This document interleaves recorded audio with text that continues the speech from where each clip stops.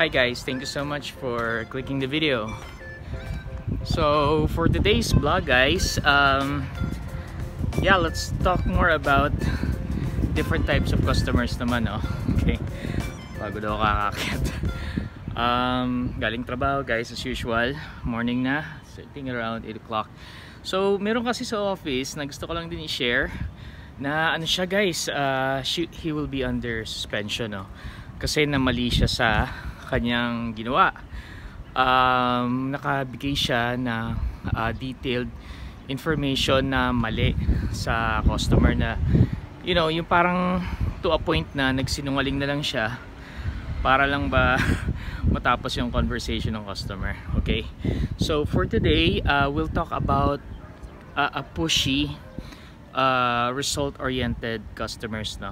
Okay, parang driving customer siya wherein they don't care of what you say, okay, they don't care of what you do, they don't care who you are, but they would like only to know the result. At syempre yung result is yung gusto nilang klaseng type of result.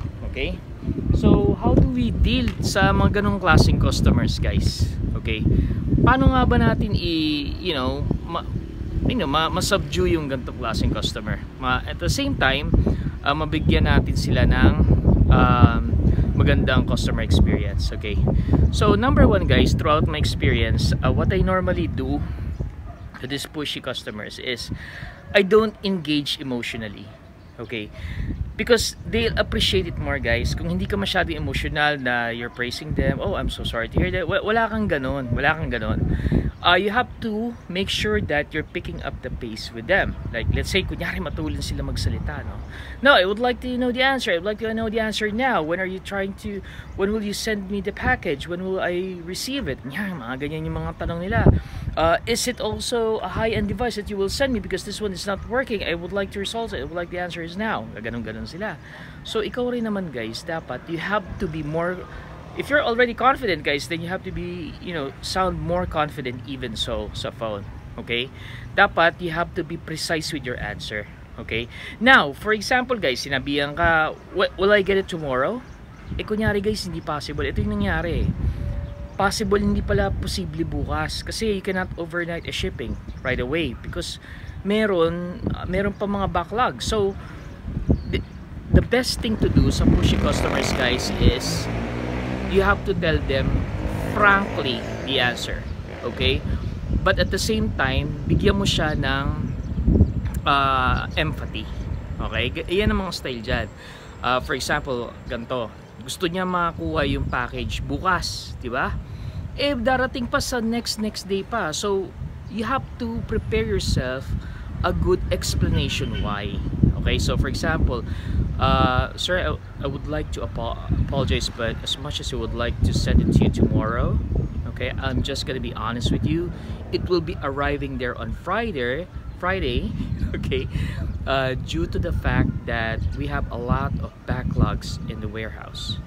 As much as you would like it to be delivered tomorrow, it will be sent to you, you'll receive it on Friday. Okay? And then, lagyan mo na lang ng konting pautot. Parang kunyari, sasabihin mo, however, sir, if there is an opportunity or if there's an opening that we can send it to you by tomorrow, you will be prioritized. Yun. Okay? We will put this conversation, I'll give you a ticket number for this, so that at least this is us making sure or letting you know that we're not just gonna take this sitting down. We're also trying our best to send this to you as soon as possible. But as of the moment, sir, the delivery date will be on Friday. Yun, mga ganun dapat ang eksena mo. Okay? Nakuha nyo guys na even so, hindi mo naman sinabi na hindi mo naman siya sinabi na bukas mo siya makukuha. However, since pushy si customer, di ba? Pushy siya yung parang gusto niya ganun dapat di ba? So at least hindi naman siya totally disappointed because in your part parang minake sure mo rin na parang sinabi mo rin sa kanya that you're doing your best or the company is doing their best to send it to you as soon as possible. Okay, So that's it guys, kesa mag-imbento ka ng kung ano-ano, masuspend ka pa gaya ng nangyari sa mga friends and colleagues natin na iba. Ganun na lang yung gawin nyo. Okay, try to, you know, maybe to summarize it all. Be honest, of course, and at the same time try to give them an explanation, and of course bigyan mo siya ng empathetic statement. Okay, so that's it guys. That's it for today, and dito tayo. Masarap kasi tumambay sa taas ngayon, no? Kasi nga ano kasi parang 5 araw. Okay, parang medyo malamig na yung panahon ng December. And if you have any questions guys, make sure to put them down in the comment section below.